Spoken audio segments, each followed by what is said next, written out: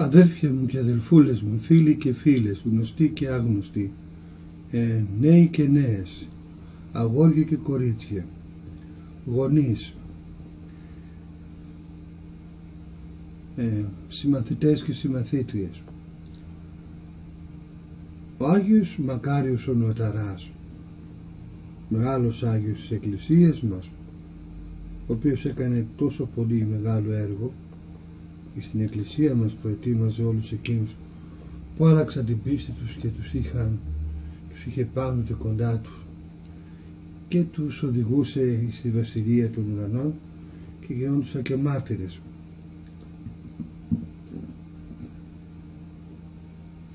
Ας δούμε με αυτόν, αλλά και με τον Άγιο Αμβρόσιο, τον Επίσκοπο Μεδιολάνων, το Πάτερ ημών.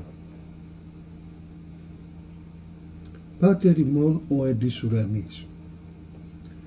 Πραγματικά, αδελφοί μου, είναι μεγάλη εσπλαχνία του Κυρίου μας και ανερμήνευτη φιλανθρωπία που έδειξε και δείχνει σε εμάς τους αχάριστους και αγνώμονες προς Αυτόν τον ευεργέτη μας, διότι όχι μόνο μας ανέστησε, ενώ είχαμε κατρακυλήσει στην αμαρτία, αλλά επειδή η αγαθότητά του είναι άπειρη, μας παρέδωσε και πρότυπο προσευχής που ανεβάζει το νου μας στην υψηλή κατάσταση της θεολογίας και βοηθά όλο το ανθρώπινο γένος να μην πέσει πάλι στην επιπολαιότητα και αφροσύνη στα ίδια αμαρτήματα. Γι' αυτό το λόγο, έτσι όπως είναι και πρέπον, από την αρχή της προσευχής ανεβάζει το νου μας στο υψηλό επίπεδο της θεολογίας. Μας γνωρίζει τον καταφύση πατέρα του και δημιουργό όλη της ορατής και αοράτου κτήσεως και μας επισημαίνει την κατάσταση της υιοθεσίας, την οποία εμείς οι χριστιανοί αξιωθήκαμε να λάβουμε. Γι' αυτό έχουμε και τη δυνατότητα να τον φωνάζουμε κατά χάριν Πατέρα. Διότι αφού ο Κύριος μας Ιησούς Χριστός σαρκώθηκε, δόθηκε εξουσία σε όλους όσοι τον πίστευσαν να γίνουν τέκνα και υιοί του Θεού μέσω του Αγίου Βαπτίσματος, καθώς το λέει ο θεολόγος και Ευαγγελιστής Ιωάννης. Σε όσους τον δέχθηκαν και πίστευσαν σε Αυτόν, έδωσε το δικαίωμα να γίνουν παιδιά του Θεού, ενώ ο Απόστολος των Εθνών, ο Παύλος, γράφει: είστε όλοι παιδιά του Θεού αφού πιστεύετε στον Ιησού Χριστό. Και σε άλλο σημείο ο ίδιος ο Απόστολος λέγει: και επειδή πραγματικά είστε παιδιά του, ο Θεός απέστειλε το πνεύμα του Ιού στις καρδιές σας και αυτό φωνάζει Αβά, Πατέρα μου. Δηλαδή όλοι οι πιστοί και ορθόδοξοι χριστιανοί είστε παιδιά του Θεού μέσω της πίστεως, με τη χάρη του Θεού, ή να το πω και διαφορετικά, επειδή είστε παιδιά του Θεού, έστειλε ο Θεός και κατά χάρη Πατέρα σας το Άγιο Πνεύμα του Ιού του στις καρδιές σας, το οποίο φωτίζει μυστικά εκεί μέσα Πατέρα, Πατέρα μας. Γι' αυτό ο Κύριος μας παραγγέλει πώς να προσευχόμαστε προς το καταχάρη Πατέρα μας, για να είμαστε πάντοτε μέχρι το τέλος κάτω από τη χάρη της υιοθεσίας.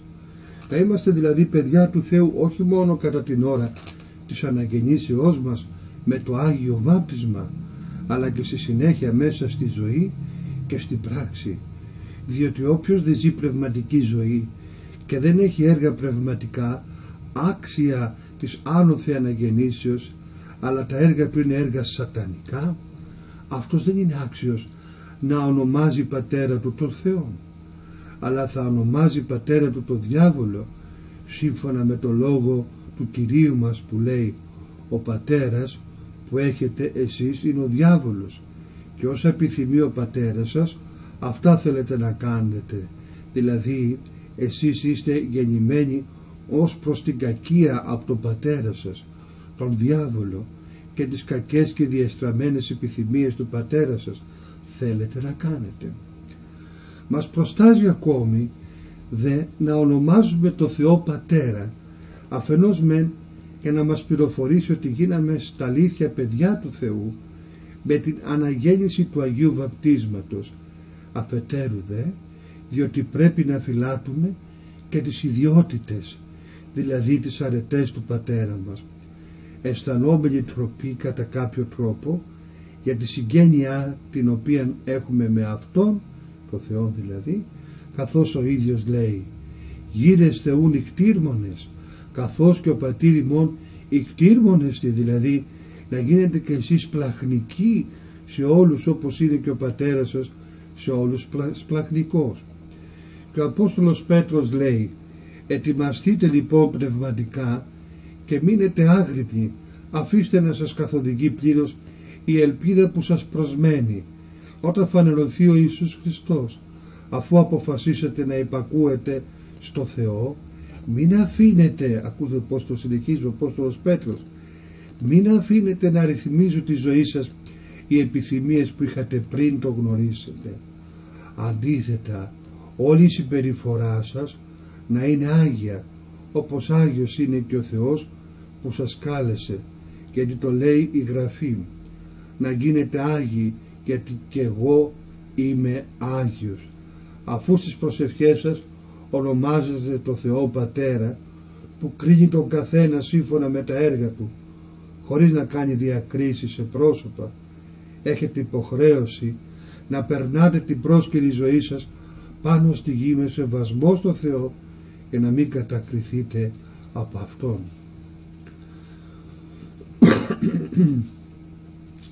Ο δε Μέγας Βασίλειος, ο μεγάλος αυτός πατέρας Εκκλησίας, λέει το χαρακτηριστικό εκείνο, ο οποίος γεννήθηκε από το Πνεύμα το Άγιο, είναι να γίνει κατά το δυνατό παρόμοιος με το Πνεύμα από το οποίο και γεννήθηκε, καθώς είναι γραμμένο ότι εκείνος που γεννήθηκε από σαρκικό πατέρα είναι και αυτός σάρκα, δηλαδή είναι σαρκικός.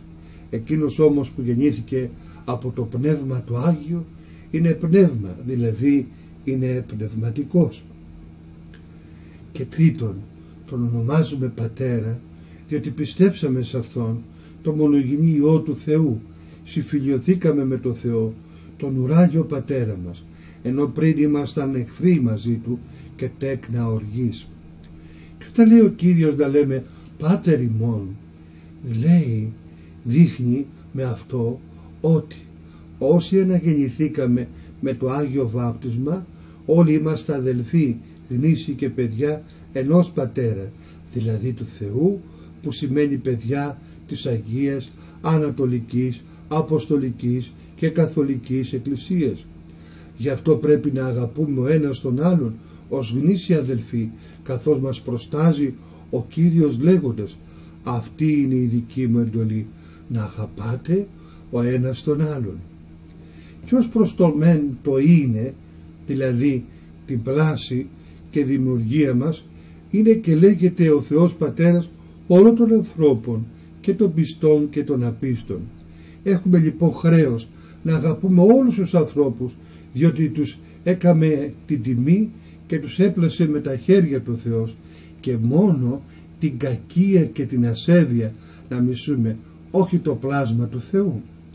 Κατά δε το είναι, δηλαδή την ανάπλασή μας, πάλι είναι και λέγεται ο Θεός Πατέρας όλων των ανθρώπων, και γι' αυτό πρέπει να αγαπούμε εμείς οι Ορθόδοξοι ο ένας τον άλλον, γιατί είμαστε διπλά ενωμένοι και κατά φύση και κατά χάρη. Όλοι δε οι άνθρωποι διαιρούνται σε τρεις κατηγορίες: σε δούλους γνήσιους, σε δούλους νόθους και σε δούλους πονηρούς, εχθρούς του Θεού. Οι δούλοι γνήσιοι είναι όσοι πιστεύουν ορθά, είναι δηλαδή ορθόδοξοι και με φόβο και χαρά επιτελούν το θέλημα του Θεού. Δούλοι νόθοι είναι όσοι πιστεύουν μένουν στο Χριστό και έλαβαν και το Άγιο Βάπτισμα, αλλά όμως δεν εργάζονται τις εντολές του. Οι άλλοι, παρόλο που είναι και αυτοί δούλοι ως δικά του δημιουργήματα, όμως είναι πονηροί, εχθροί και ενάντιοι του Θεού, αν και είναι πολύ αδύνατοι και μηδαμινοί και δεν μπορούν να επιφέρουν κάτι κακό εναντίον του, και αυτοί είναι όσοι πίστεψαν στο Χριστό, ύστερα όμως έπεσαν σε διάφορες αιρέσεις. Μαζί με αυτούς συναριθμούνται και οι άπιστοι και οι ασεβείς. Όμως, αδέρφια μου και αδελφές μου, εμείς που αξιωθήκαμε να γίνουμε δούλοι του Θεού κατά χάρη δια της αναγεννήσεως του Αγίου Βαπτίσματος, ας μην γινόμαστε πάλι δούλοι στον εχθρό μας, τον διάβολο, με το να πέφτουμε θεληματικώς στα κακά του θελήματα, για να μην γίνουμε όμοιοι με εκείνους για τους οποίους γράφει ο Απόστολος ότι ήταν παγιδευμένοι από τον διάβολο για να κάνουν το θέλημά του. Αλλά επειδή ο Πατέρας μας είναι στους ουρανούς, πρέπει και εμείς να στρέφουμε το νου μας στον ουρανό, εκεί που είναι η πατρίδα μας, η Άνω Ιερουσαλήμ, και όχι να έχουμε στραμμένο το βλέμμα μας κάτω στη γη, όπως οι χήροι, τα γουρούνια δηλαδή, αλλά να προσβλέπουμε προς Αυτόν τον Χριστό, το γλυκύτατο σωτήρα και δεσπότη μας, και στα ουράνια κάλλη του παραδείσου. Και αυτό να το κάνουμε όχι μόνο στο καιρό της προσευχής, αλλά όλο τον καιρό, και σε κάθε τόπο πρέπει να έχουμε το νου μας στον ουρανό, για να μην διασκορπίζεται εδώ κάτω στα φθαρτά και πρόσκαιρα πράγματα. Και αν ασκούμε κάθε μέρα βία στον εαυτό μας, καθώς λέει ο Κύριος ότι η Βασιλεία του Θεού κερδίζεται με βία και προσπάθεια και την κατακτούν όσοι αγωνίζονται, με τη βοήθεια του Θεού θα διαφυλαχθεί και σε εμάς το κατοικώνα σώο και καθαρό. Και έτσι λίγο λίγο και το κατοικώνα ανερχόμαστε προς το καθομοίωση, αγιαζόμενοι από το Θεό και αγιάζοντας και εμείς το όνομά Του στη γη, λέγοντας προς Αυτόν μαζί με την Κυριακή προσευχή, αγιαστήτω το όνομά Σου. Για να δούμε λοιπόν το αγιαστήτω το όνομά Σου. Αυτά τα οποία είπαμε είναι για το Πάτερ ημών. Για να δούμε το αγιαστήτω το όνομά Σου. Μήπως δεν είναι τάχα Άγιο το όνομα του Θεού και γι' αυτό πρέπει να παρακαλούμε να αγιαστεί? Πώς αρμόζει να κάνουμε κάτι τέτοιο? Αυτός δεν είναι η πηγή της αγιότητας? Από αυτό δεν αγιάζονται τα πάντα όσα βρίσκονται στον ουρανό και στη γη? Πώς λοιπόν εδώ μας προτρέπει να αγιάζουμε το όνομά Του? Το όνομά του Θεού, το όνομα του Θεού, αυτό καθεαυτό είναι Άγιο και υπεράγιο και πηγή αγιότητας. Και μόλις το αναφέρουμε αγιάζει όλα εκείνα τα οποία το αναφέρουμε. Δεν επιδέχεται δε καμία αύξηση αγιότητας ή ελάττωση. Όμως ο Θεός θέλει και αγαπά να δοξάζεται το όνομά Του από όλα τα δημιουργήματά Του, καθώς το λέει ο προφήτης και ψαλμοδός Δαβίδ, ευλογείτε τον Κύριο πάντα τα έργα Αυτού, δηλαδή δοξάσατε το Θεό όλα τα δημιουργήματά Του, και αυτό το απαιτεί όχι τόσο για τον εαυτό Του όσο για να αγιαστούν τα πλάσματά Του από Αυτόν και να δοξαστούν. Γι' αυτό πρέπει ό,τι και να κάνουμε να το κάνουμε για τη δόξα του Θεού, σύμφωνα με τον Απόστολο που λέει είτε τρώτε είτε πίνετε είτε κάνετε οτιδήποτε άλλο, να το κάνετε για τη δόξα του Θεού, για να αγιάζετε το όνομα του Θεού και από εμάς. Και το όνομα του Θεού αγιάζεται όταν κάνουμε έργα καλά και άγια, όπως είναι και η πίστη μας αγία. Και τότε, βλέποντας οι άνθρωποι την καλή μας πολιτεία, οι μεν πιστοί χριστιανοί θα δοξάζουν το Θεό, ο οποίος μας σοφίζει και μας ενδυναμώνει να εργαζόμαστε το καλό. Οι δε άπιστοι θα έλθουν σε επίγνωση της αλήθειας, βλέποντας ότι τα έργα μας επιβεβαιώνουν την πίστη μας. Το ίδιο μας παρακινεί και ο Κύριος να κάνουμε, λέγοντας να λάμπει με τέτοιο τρόπο το φως των έργων σας μπροστά στους ανθρώπους, ώστε βλέποντας τα καλά σας έργα να δοξάζουν τον Πατέρα σας τον επουράνιο. Συμβαίνει, αδέρφια μου και αδελφές μου, αγόρια και κορίτσια, Συμβαίνει βέβαια και το αντίθετο, δηλαδή να βλασφημείται εξαιτία μας το όνομα του Θεού από τους ειδωλολάτρες και τους απίστους κάθε τον Απόστολο. Το όνομα του Θεού διασύρεται εξαιτία σας από τους ειδωλολάτρες. Κάτι τέτοιο βέβαια δημιουργεί μεγάλη σύγχυση και φοβερό κίνδυνο, διότι νομίζουν οι άνθρωποι και μάλιστα οι άπιστοι ότι ο Θεός μας προστάζει να έχουμε μια τέτοια συμπεριφορά. Γι' αυτό, για να μην υβρίζεται και ατιμάζεται ο Θεός και για να μην κινδυνεύουμε κι εμείς να δημιουργήσουμε για τον εαυτό μας αιώνια κόλαση, πρέπει να φροντίζουμε μαζί με την ορθή πίστη και την ευσέβεια να έχουμε ενάρετη ζωή και πολιτεία. Ενάρετη ζωή, όταν λέμε, εννοούμε να εκτελούμε τις εντολές του Χριστού όπως ο ίδιος μας το ζητά, λέγοντας: αν με αγαπάτε θα πρέπει να τηρήσετε τις εντολές μου, και θα τηρήσουμε τις εντολές του για να φανερώσουμε την αγάπη που τρέφουμε σε Αυτόν, γιατί από την τήρηση των εντολών του στερεώνεται και η πίστη μας προς Αυτόν. Ο Ιερός Χρυσόστομος, αδέλφια μου και αδελφές μου, λέει: αν κάποιος δεν μπορεί να αναφέρει το όνομα του Κυρίου Ιησού παρά μόνο με τη χάρη του Αγίου Πνεύματος, έτσι, αν κάποιος δεν μπορεί να αναφέρει το όνομα του Κυρίου Ιησού παρά μόνο με τη χάρη του Αγίου Πνεύματος, πολύ περισσότερο δεν μπορεί να κρατήσει την πίστη του ασάλευτη και ριζωμένη χωρίς τη βοήθεια του Αγίου Πνεύματος. Πώς όμως θα μπορέσουμε να ελκύσουμε τη χάρη του Αγίου Πνεύματος και να γίνουμε άξιοι να τη διατηρήσουμε πάντοτε στην ύπαρξή μας? Με τα καλά έργα και την άριστη βιωτή μας. Γιατί όπως το φως του λιχναριού ανάβει με το λάδι και όταν εκείνο καεί σβήνει και το φως του, με το ίδιο τρόπο και η χάρη του Αγίου Πνεύματος εκχέεται προς εμάς και μας φωτίζει. Όταν έχουμε έργα καλά και όταν κατακλείζει την ψυχή μας πολλή εσπλαχνία, προσέχτε, και ελεημοσύνη για τους αδελφούς μας, αν όμως η ψυχή μου δεν τα έχει εγκολποθεί όλα αυτά, τότε αναχωρεί η χάρη και απομακρύνεται από εμάς. Συνεχίζει λοιπόν ο Άγιος ο Ιωάννης ο Χρυσόστομος: ας κρατήσουμε λοιπόν μέσα μας το φως του Αγίου Πνεύματος με την πλούσια φιλανθρωπία μας και την ανεξάντλητη ελεημοσύνη μας προς αυτούς που έχουν ανάγκη. Διαφορετικά θα ναυαγίσουμε και ως προς την πίστη μας, διότι και η πίστη χρειάζεται κυρίως τη βοήθεια και την παραμονή του Αγίου Πνεύματος για να παραμείνει αδιάσυστη. Αλλά η χάρη του Αγίου Πνεύματος συνηθίζει να κρατείται και να παραμένει μέσα μας αν διαθέτουμε καθαρή ζωή και ενάρετο βίο.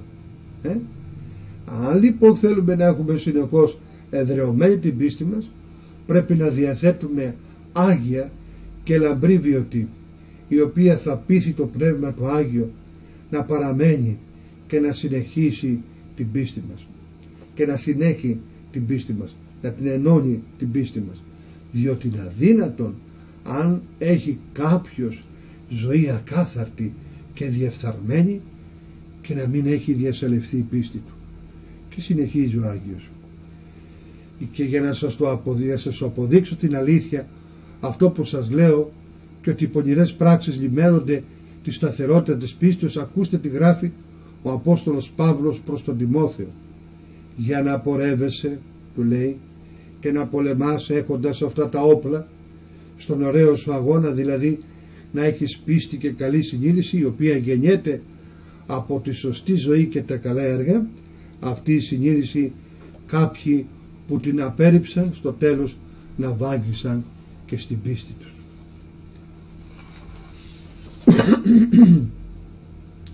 Και σε άλλο σημείο πάλι ο Άγιος Ιερός Χρυσόστομος λέει ο Ιωάννης: ρίζα όλο το κακόν είναι η φιλαργυρία. Αυτοί επειδή κάποιοι την αγάπησαν έχασαν την πίστη τους και πλανήθηκαν. βλέπεις ότι και αυτοί που δεν είχαν αγαθή συνείδηση και αυτοί που αγάπησαν τη φιλαργυρία έχασαν την πίστη τους. Όλα αυτά πρέπει, αδελφοί μου, να τα συλλογιστούμε καλά και να φροντίσουμε να είναι άριστη η βιωτή μας, να είναι διπλούς ο μισθός μας. Ο ένας θα είναι για τα καλά και θεάρεστα έργα και ο άλλος για τη στερέωση της πίστεώς μας, διότι ό,τι είναι η τροφή για το σώμα, το ίδιο είναι και η ενάρετη πολιτεία και την πίστη.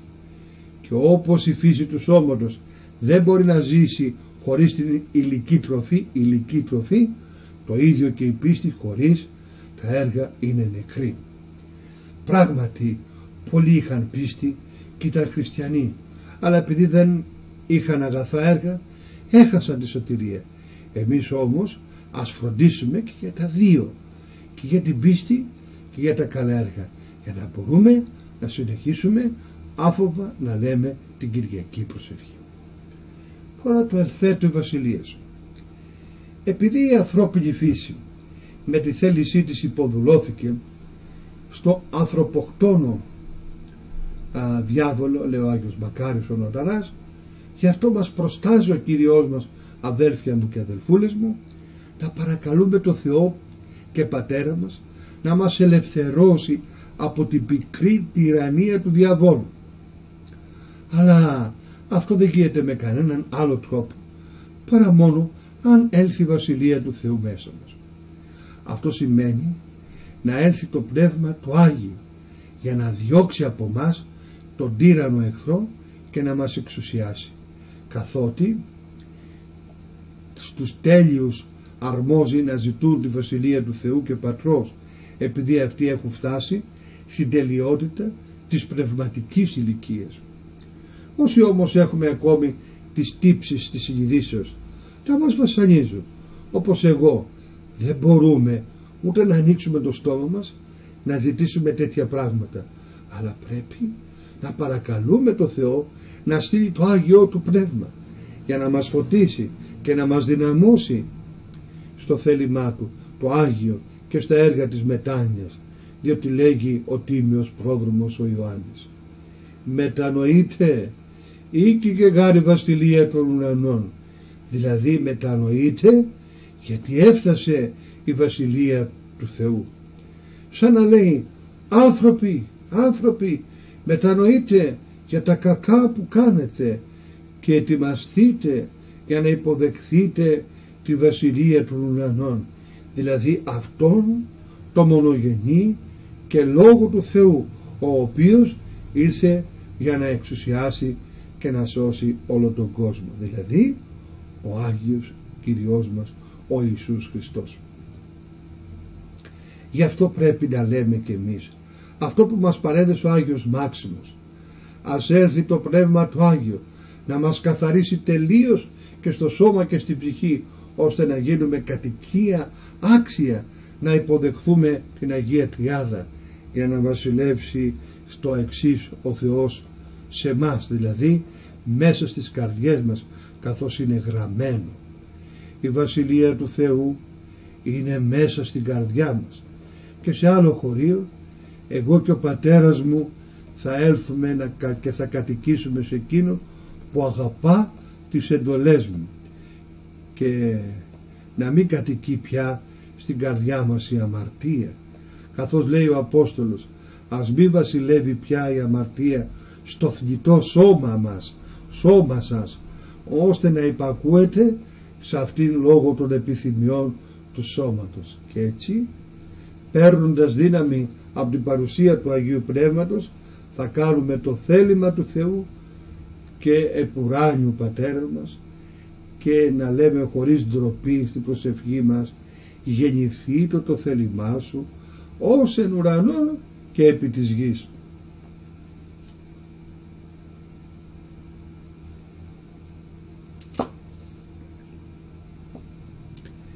Γεννηθεί λοιπόν το θέλημά σου ως εν ουρανό και επί της γης. Δεν υπάρχει πιο μακάριο και πιο ειρηνικό πράγμα ούτε στη γη, ούτε στον ουρανό, από το να κάνει κανείς το θέλημα του Θεού.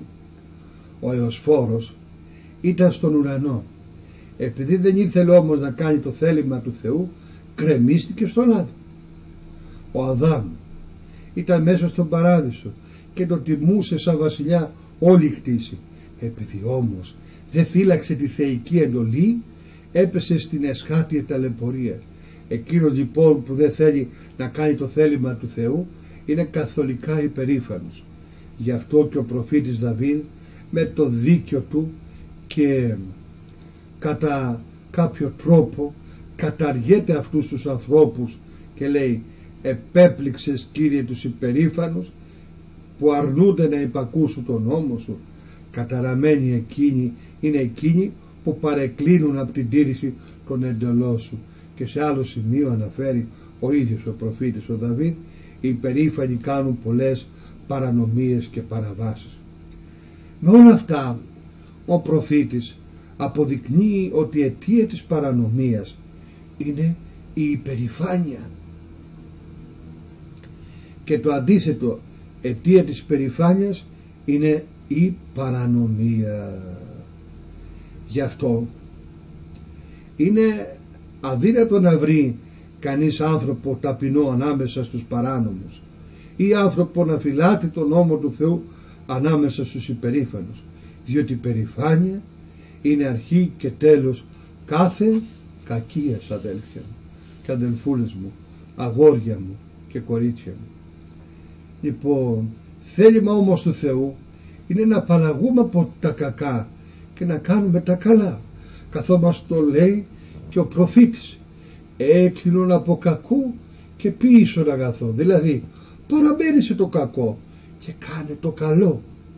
Καλά δεν είναι όσα αναφέρονται, καλά δεν είναι όσα αναφέρονται, το επαναλαμβάνω, καλά είναι, να το πω έτσι, όσα αναφέρονται στην Αγία Γραφή και όσα μας έχουν παραδώσει οι Άγιοι της Εκκλησίας μας, και όχι όσα ο καθένας μας ασύνετα διακηρύττει, τα οποία πολλές φορές είναι βλαβερά για τις ψυχές και οδηγούν τον άνθρωπο στην απώλεια.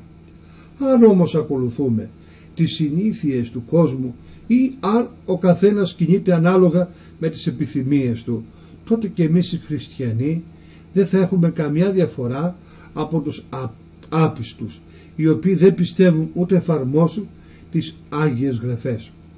Επίσης δεν θα διαφέρουμε από τους ανθρώπους αυτούς που ζούσαν την περίοδο εκεί της αναρχίας, η οποία αναφέρεται στο βιβλίο των Κριτών. Εκεί λοιπόν λέει ο καθένας έκανε εκείνο που έκρινε ότι είναι καλό για τα δικά του μάτια και τα δικά του κριτήρια, διότι δεν υπήρχε βασιλιάς να κυβερνήσει τις ημέρες εκείνες. Καλή ώρα πως είναι και τώρα η ζωή των ανθρώπων. Για τον ίδιο λόγο και οι Εβραίοι ήθελαν να θανατώσουν τον Κύριό μας από το φθόνο τους, ενώ ο Πιλάτος ήθελε να τον απολύσει, διότι δεν έβρισκε σε αυτόν αιτία θανάτου στον Χριστό μας.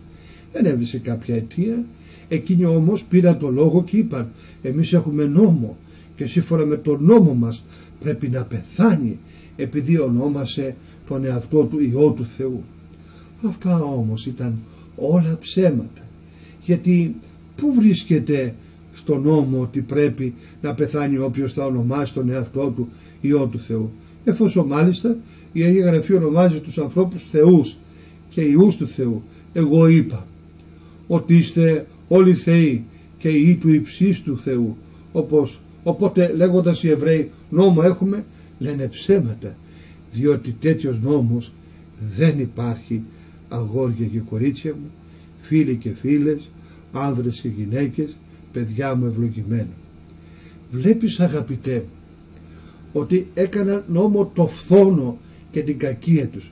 Σε αυτούς τους ανθρώπους αναφέρεται ο σοφός Σολομώντας όταν λέει: ας κάνουμε νόμο τη δύναμή μας για να παγιδεύσουμε κρυφά το δίκαιο. Ο νόμος, ας κάνουμε νόμο τη δύναμή μας για να παγιδεύσουμε κρυφά το δίκαιο. Ο νόμος βέβαια και οι προφήτες έγραφαν ότι θα έλθει ο Χριστός και θα σαρκωθεί και θα πεθάνει για τη σωτηρία του κόσμου, όχι όμως για το σκοπό που έθεταν εκείνοι οι παράνομοι. Λοιπόν, ας προσπαθήσουμε να μην πάθουμε κι εμείς ό,τι έπαθαν οι Εβραίοι. Ό,τι έπαθαν δηλαδή οι άνθρωποι που είναι μακριά από το Θεό. Ας φροντίσουμε να τηρούμε τις εντολές του Κυρίου μας και ας μην πορευόμαστε έξω από όσα είναι γραμμένα στην Αγία Γραφή. Και οι εντολές του δεν είναι βαριές, καθώς το λέει ο Ευαγγελιστής Ιωάννης, και επειδή ο Κύριος μας έκανε το θέλημα του Πατέρα του ανελιπώς στη γη, και αυτό πρέπει να το παρακαλούμε να δίνει δύναμη και σε εμάς και να μας φωτίζει να κάνουμε και εμείς το Άγιο του θέλημα στη γη, καθώς το κάνουν οι Άγιοι Άγγελοι στον ουρανό. Διότι χωρίς τη δική του συνέργεια δεν μπορούμε να κάνουμε τίποτε. Και έτσι, όπως υποτάσσονται οι άγγελοι χωρίς αντιλογία σε όλα τα θεία προσταγματά του, έτσι πρέπει να υποτασσόμαστε και εμείς όλοι οι άνθρωποι στο θείο θέλημά του, το οποίο περιέχεται μέσα στις Άγιες Γραφές, για να υπάρχει ειρήνη στη γη μεταξύ των ανθρώπων, όπως και στον ουρανό μεταξύ των αγγέλων, και για να μην μπορούμε να λέμε για να μπορούμε να λέμε με παρησία προς το Θεό, το Θεό Πατέρα μας. Τον άρτον ημών των επιούσιων δώσιμη σήμερα, τώρα θα πούμε παρησία. Ο άρτος λέγεται επιούσιος με τρεις έννοιες, για να ξέρουμε όταν προσευχόμαστε ποιον άρτο ζητάμε από το Θεό και Πατέρας μας. Ας δούμε τη σημασία της κάθε μιας έννοιας. Πρώτα άρτος επιούσιος λέγεται ο κοινός άρτος, το ψωμί, η σωματική μας τροφή, η οποία αναμειγνύεται με την ουσία του σώματος για να αυξάνει και να δυναμώνει το σώμα, ώστε να μην οδηγηθεί στο θάνατο. Επομένως, αν πάρουμε τον άρτο με αυτή την έννοια, δεν πρέπει να επιζητούμε εκείνα τα φαγητά που φέρνουν στο σώμα μας τροφή, και η διπάθεια, για τα οποία ο Απόστολος Ιάκωβος λέει: ζητάτε από το Θεό και δεν λαμβάνετε, διότι δεν ζητάτε από το Θεό τα απαραίτητα, αλλά επιδιώκετε εκείνα που θα συντελέσουν στην αύξηση της ειδονής. Και σε άλλο σημείο πάλι ο ίδιος Απόστολος Ιάκωβος: επιδοθήκατε στις τρυφές και στη σπατάλη εδώ στη γη, και καλοθρέψατε τα σώματά σας τόσο σαν να σας είχαν για σφαχτάρια. Αλλά ο Κύριος μας λέει ο Κύριος μας: προσέχετε καλά τον εαυτό σας, μην τύχει και βαρύγει ο νου σας από τη μέθη και τις κοσμικές μέριμνες και σας ευνηδιάσει εκείνη η ημέρα η εσχάτη. Η έσχατη, αν θέλετε, καλύτερα η έσχατη, έτσι είναι συντακτικός, η έσχατη. Γι' αυτό λοιπόν μόνο την αναγκαία τροφή πρέπει να ζητούμε, διότι ο Κύριος συγκαταβαίνει στην ανθρώπινη ασθένειά μας και προστάζει να ζητούμε μόνο των επιούσιων άρτων και όχι τα περιτά. Αν ήταν διαφορετικά, δεν θα έβαζε την Κυριακή προσευχή το δώσ' ημί σήμερον. Το σήμερον ο Ιερός Χρυσόστομος το εξηγεί ως πάντοτε. Το χωρίο λοιπόν αυτό είναι συνοπτικό, έχει συνοπτικό χαρακτήρα. Ο Άγιος Μάξιμος, ο ομολογητής, ονομάζει το σώμα φύλλο της ψυχής. Ο δε παροιμιαστής, η Αγία Γραφή, νουθετεί την ψυχή να μην περιποιείται το σώμα με τα δυο πόδια, δηλαδή να μην έχει πολύ φροντίδα γι' αυτό, αλλά να το φροντίζει μόνο με το ένα πόδι, και αυτό πάλι να γίνεται λίγες φορές για να μην τύχει, λέει, και χορτάσει το σώμα και σηκωθεί κατά πάνω της ψυχής και κάνει εκείνα τα ίδια κακά που μας κάνουν οι δαίμονες, οι εχθροί μας. Ας ακούσουμε τον Απόστολο Παύλο που λέει: όταν έχουμε τροφές και ενδύματα, ας αρκεστούμε σε αυτά, διότι όσοι θέλουν να πλουτίσουν πέφτουν σε πειρασμό, σε παγίδα του διαβόλου και σε πολλές επιθυμίες ανόητες και βλαβερές που βυθίζουν τους ανθρώπους και τους οδηγούν στην απώλεια της ψυχής και στο χαμό. Αλλά ίσως κάποιος θα μπορούσε να σκεφτεί το εξής: επειδή μας προστάζει ο Κύριος να ζητούμε την αναγκαία τροφή από Εκείνον, ας κάθομαι αμέριμνος και αργός περιμένοντας από το Θεό να μου δώσει να φάω. Σε αυτόν θα απαντήσουμε ότι άλλο είναι η μέριμνα και το άγχος και άλλο η εργασία.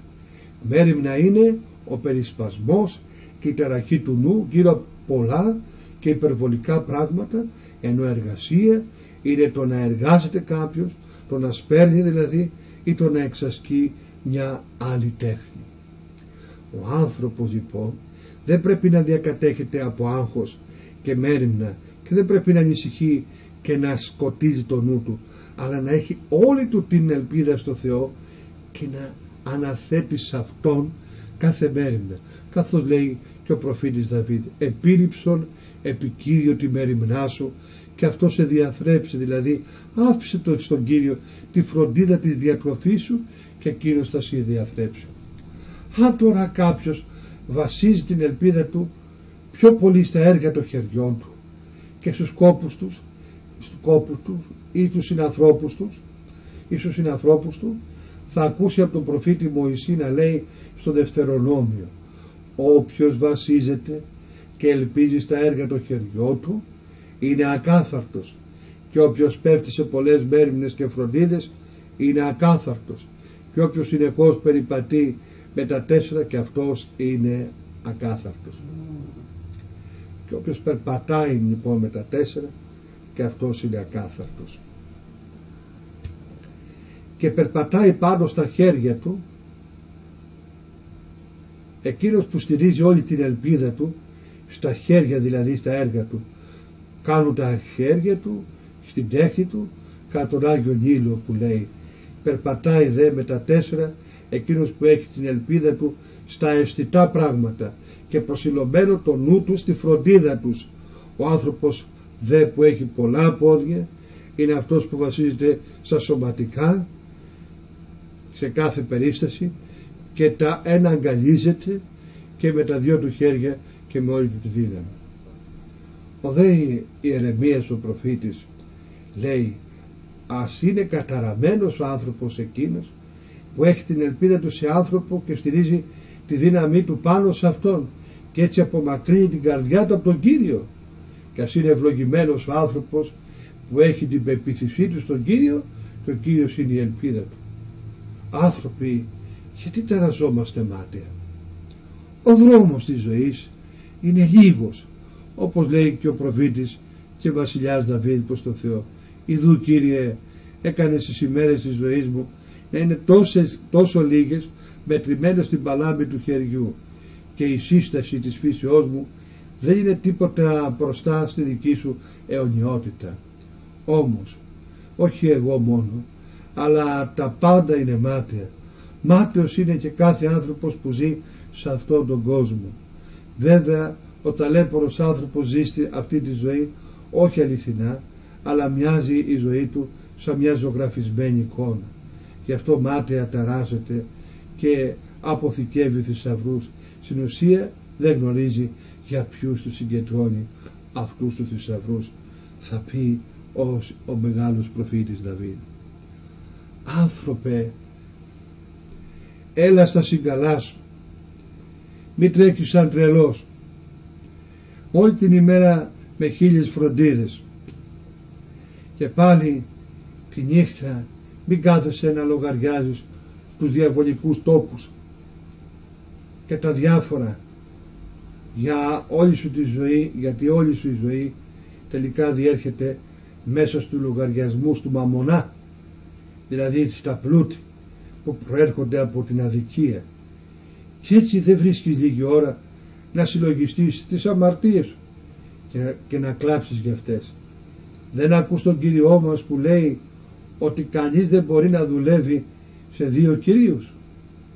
Δεν μπορείτε, λέει, να δουλέψετε και στο Θεό και στο μαμονά. Με αυτό θέλει να πει ότι δεν μπορείτε να δουλεύετε σε 2 αφέντες, να είναι δηλαδή η καρδιά σας και στο Θεό και στον πλούτο τον άδικο. Και για το σπόρο που έπεσε στα γκάθια, δεν ακούς που λέει ότι τον έπληξαν και δεν έκανε κανένα κάρπο? Διότι θέλει να πει ότι έπεσε ο λόγος του Θεού σε άνθρωπο που ήταν βουτυγμένος στις φροντίδες και στις μέριμνες του πλούτου, και δεν έφερε αυτός ο άνθρωπος κανένα καρπό σωτηρίας. Δεν βλέπεις τον τάδε και τον τάδε πλούσιο που έκαναν και αυτοί τα όμοια με σένα? σύναξαν πλούτο πολύ, αλλά έπειτα το φύσηξε ο Θεός τα χέρια του και τον έχασαν, και μαζί με αυτόν έχασαν και τον νου του, και τώρα γυρίζουν γύρω γύρω έξω φρενός σαν δαιμονισμένοι. Δίκαια βέβαια τα έπαθαν, επειδή είχαν κάνει Θεό τον πλούτο και είχαν τον νου τους προσιλωμένο σε αυτόν.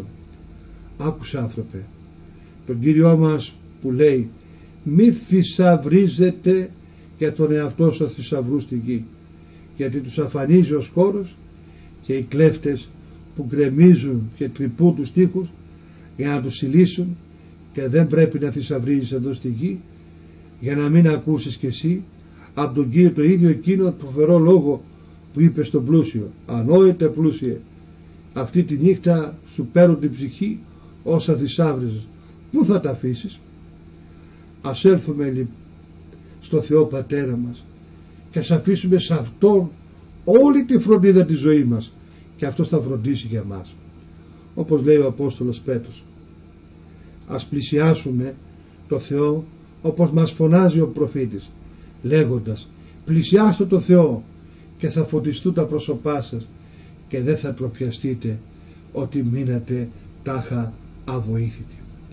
Να λοιπόν που με τη βοήθεια του Θεού μας εξηγήσαμε τη μία έννοια σχετικά με τον επιούσιον άρτο. Λοιπόν, επειδή νομίζω ότι κουραστήκατε γι' αυτό, και επειδή πρέπει να σας πω και από τον Άγιο Αμβρόσιο, τον επίσκοπο του Μεδιολάνου και το προσευχή του Πάτερ ημών,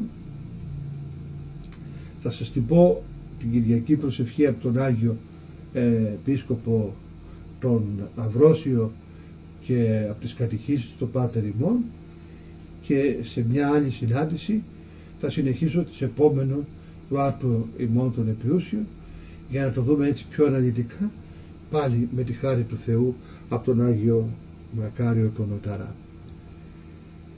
Λέει λοιπόν ο Άγιος Αμβρόσιος, ο επίσκοπος Μεδιολάνου: οι Άγιοι Απόστολοι παρεκάλεσαν τον Χριστό: Κύριε, δίδαξον ημάς προσεύχεστε, καθώς Ιωάννης εδίδαξε στους μαθητάς αυτού. Τότε ο Κύριος τους παρέδωσε την προσευχή, την Κυριακή προσευχή. Πάτερ ημών. Η πρώτη λέξη είναι τόσο γλυκιά. Μέχρι τώρα δεν τολμούσαμε να στρέψουμε το βλέμμα μας προς τον ουρανό.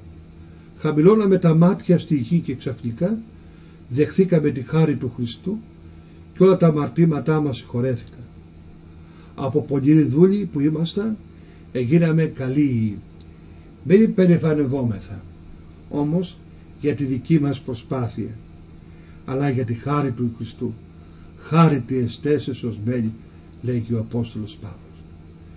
Το να ομολογήσουμε τη χάρη δεν είναι ίηση, δεν είναι έπαρση, αλλά πίστη. Το να διακηρύξουμε αυτό που ελάβαμε δεν είναι υπερηφάνεια, αλλά αφοσίωση. Ας υψώσουμε τα μάτια μας προς τον Πατέρα που μας αναγέννησε με το λουτρό του βαπτίσματος, προς τον Πατέρα που μας εξηγόρασε με τον Υιό του, και ας πούμε Πάτερ ημών. Αυτή είναι μια καλή, μια ταπεινή καύχηση. Συγγνώμη. Σαν ένα παιδί που ονομάζουμε πατέρα, τον ονομάζουμε πατέρα, αλλά δεν διεκδικούμε κάποιο προνόμιο. Με τον ειδικό και απόλυτο τρόπο δεν είναι πατέρας, παρά του Χριστού μονάχα. Για μας είναι κοινός πατέρας, γιατί μόνον εκείνον τον εγέννησε, ενώ μας δημιούργησε. Ας λέμε λοιπόν και εμείς κατά χάριν Πάτερ ημών, για να γίνουμε άξιοι να είμαστε παιδιά του. Ας κάνουμε δική μας την εύνοια και την τιμή που χάρισε στην Εκκλησία. Ο εν ουρανής. Τι σημαίνει το εν ουρανής? Ας ακούσουμε τη γραφή που λέει: υψηλός επί πάντα τα έθνη, υψηλότερος από όλα τα έθνη, ο Κύριος επί τους ουρανούς, η δόξα αυτού ψαλμός. Παντού θα δούμε να γίνεται λόγος ότι ο Κύριος είναι στους ουρανούς, για τους οποίους, λέγει ο ψαλμοδός, οι ουρανοί διηγούνται δόξα Θεού. Ο ουρανός είναι εκεί όπου έχουν σταματήσει οι αμαρτίες. Ο ουρανός είναι εκεί όπου οι παραβάσεις τιμωρούνται. Ο ουρανός είναι εκεί που δεν υπάρχει καμιά πληγή θανάτου. Αγιαστήτω το όνομά σου. Τι σημαίνει αγιαστήτω? Σαν να ευχόμαστε να αγιαστεί εκείνος που είπε Άγιοι έσεστε, ότι εγώ Κύριος ο Θεός ημών, στο Λεβιτικό. Σαν να έχει τη δύναμη ο δικός μας λόγος να αυξήσει τη δική του αγιότητα. Όχι, όχι, δεν είναι αυτό. Ζητάμε να αγιαστεί ο Θεός εν ημί, εντός μας. Το αγιαστήτο έργο να φτάσει σε μας, το αγιαστικό του αυτό έργο να φτάσει σε μας, μέσα μας και στη ζωή μας. Ερθέτω η βασιλεία σου. Άραγε δεν είναι αιώνια η βασιλεία του Θεού? Ο Ιησούς λέγει εγώ εις τούτο γεγέννημαι και εις τούτο ελήλυσα εις τον κόσμο. Εγώ γι' αυτό γεννήθηκα και γι' αυτό ήρθα στον κόσμο. Και εμείς λέμε ελθέτω η βασιλεία σου σαν να μην έχει έλθει. Όμως το αίτημα αυτό έχει διαφορετικό νόημα. Ο Θεός έρχεται όταν δεχόμαστε τη χάρη Του. Ο ίδιος το βεβαιώνει. Η βασιλεία του Θεού εντός ημών εστί. Γεννηθήτω το θέλημά σου ως εν ουρανό και επί της γης. Με το αίμα του Χριστού όλα ειρήνευσαν και στον ουρανό και στη γη. Ο ουρανός αγιάστηκε, ο διάβολος εκδιώχθηκε, βρίσκεται πια εκεί όπου βρίσκεται ο άνθρωπος τον οποίον απάτησε. Γεννηθήτω το θέλημά σου σημαίνει να έλθει ειρήνη στη γη όπως υπάρχει στον ουρανό. Τον άτον ημών των επιούσιων δώσ' ημίν σήμερα. Προτού εκφωνήσει ο ιερέας κατά τη Θεία Ευχαριστία τα λόγια του Χριστού, λάβετε, φάγετε, πίετε εξ αυτού πάντες, αυτό που προσφέρουμε ονομάζεται άρκος. Μετά την εκφώνηση δεν το ονομάζουμε πια άρκο, αλλά σώμα. Γιατί όμως στην Κυριακή προσευχή, την οποία απαγγέλουμε μετά το καθεγιασμό, λέμε τον άρκον ημών, αλλά προσθέτουμε τον επιούσιο, δηλαδή τον απαραίτητο για τη συντήρηση της ουσίας, την υπόσταση της ψυχής μας. Δεν την ενισχύει ο άρτος, ο υλικός που μπαίνει στο σώμα μας, αλλά ο άρτος ο ουράνιος. Τον ονομάζουμε όμως και επιούσιο, που σημαίνει επίσης καθημερινό, γιατί οι αρχαίοι ονόμαζαν την αύριον επιούσαν ημέρα. Έτσι εκφράζουμε δύο έννοιες με μία λέξη. Εάν όμως ο άρτος, συνεχίζει ο Άγιος Αμβρόσιος ο Μεδιονάνου, είναι και καθημερινός και απαραίτητος για τη συντήρηση της ουσίας, γιατί περιμένουμε να περάσει ένας ολόκληρος χρόνος για να μεταλάβουμε? Ας λάβουμε κάθε ημέρα αυτό που μας χρειάζεται κάθε ημέρα. Ας ζούμε κατά τέτοιο τρόπο ώστε να είμεθα άξιοι να μεταλαμβάνουμε κάθε ημέρα. Γιατί εκείνος που δεν είναι άξιος να το λαμβάνει κάθε ημέρα, δεν είναι άξιος να το δεχθεί ούτε μια φορά το χρόνο. Ο Ιώβ προσέφερε κάθε ημέρα θυσία για τους γιους του, από φόβο μήπως διέπραξαν κανένα αμάρτημα με τα λόγια ή με τις ενθυμίσεις καρδιάς τους. Και εμείς ακούμε πως κάθε φορά που προσφέρεται η ανέμακτος θυσία, αναπαρεστάνεται ο θάνατος και η Ανάσταση και η ανάληψη του Κυρίου και ξαναδίδεται η συγχώρεση των αμαρτιών, και δεν δεχόμεθα τον άρτο της ζωής, αναρωτιέται ο Άγιος Αμβρόσιος. Όποιος έχει μια πληγή ζητάει κάποιο φάρμακο.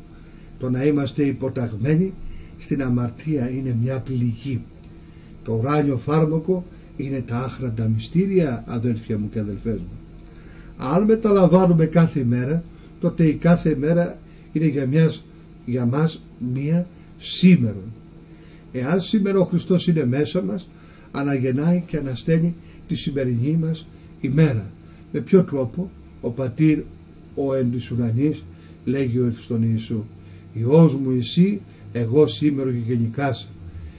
Ο ψαλμόδος, το σήμερον είναι η ημέρα κατά την οποία ο Χριστός ανασταίνεται, υπάρχει το χθες και το σήμερα, όπως λέει ο Απόστολος Παύλος, λέει η νύχτα προέκοψε, η δε ημέρα ήγηκε.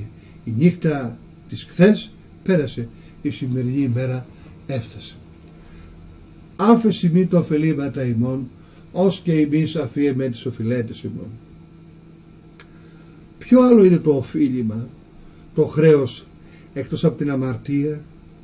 Αν δεν χρεωχόμασταν χρήματα από ένα ξένο δανειστή, δεν θα χρωστούσαμε? Βεβαίως. Ακριβώς για αυτόν τον λόγο μας καταλογίζεται αμαρτία.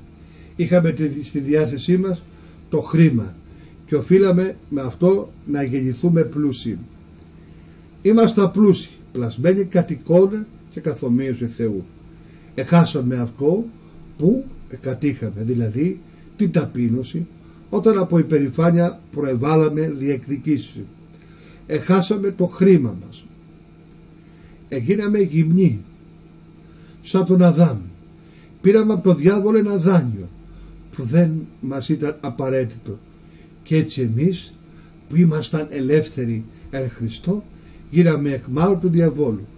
Ο εχθρός κρατούσε το γραμμάτιο, αλλά ο Κύριος το κάρφωσε πάνω στο σταυρό και το έσβησε με το αίμα του. Εξάλειψε το χρέος και μας ελευθέρωσε. Επομένως, έχει ιδιαίτερη σημασία αυτό που λέμε άφεση μη το ωφελήματα ημών, ως και εμείς αφίεμε τις οφειλέτες ημών. Ας προσέξουμε το άφεση μη, ως και εμείς αφίεμε. Συγχώρεσέ μας ως και εμείς, όπως και εμείς συγχωρούμε. Αν συγχωρούμε, τότε κάνουμε κάτι που είναι απαραίτητη προϋπόθεση για να συγχωρεθούμε. Αν δεν συγχωρούμε, πώς ζητούμε, πώς απαιτούμε από το Θεό να μας συγχωρέσει? Και μη εις ενέγγιση μας εις πειρασμών, αλλά ρίσε ημάς από του πονηρού. Ας προσέξουμε αυτό. Μη εις ενέγγιση. Μη μας αφήνει να πέσουμε σε πειρασμό, στον οποίο δεν μπορούμε να αντισταθούμε.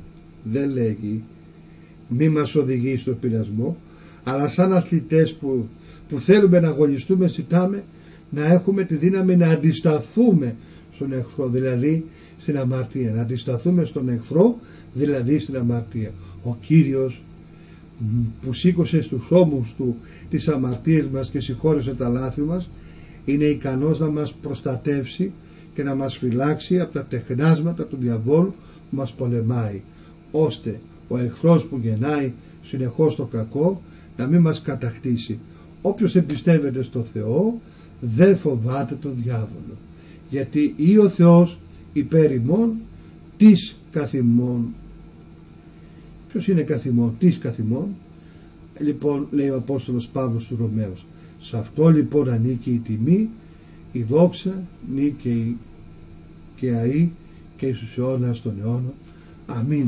Αυτά μας είπε, όχι σύντομα, περιεκτικά, που πρωτήτερα είχαμε κάνει μια μικρή επέκταση, την οποία θα συνεχίσουμε σε μια άλλη συνάντησή μας, αδέλφια μου και αδελφούλες μου, γιατί το Πάτερ ημών, ο εν της ουρανής, αγιαστήτω το όνομά σου, ελθέτω η βασιλεία σου, γεννηθήτω το θέλημά σου ως εν ουρανό και επί της γης, τον άρτον ημών τον επιούσιο δώσ' ημίν σήμερον και άφεση ημίν το ωφελήματα ημών, ως και εμείς αφίεμε τις οφειλέτες ημών, και μη εις ενέγγιση μας εις πειρασμών, αλλά ρίσε ημάς από του πονηρού.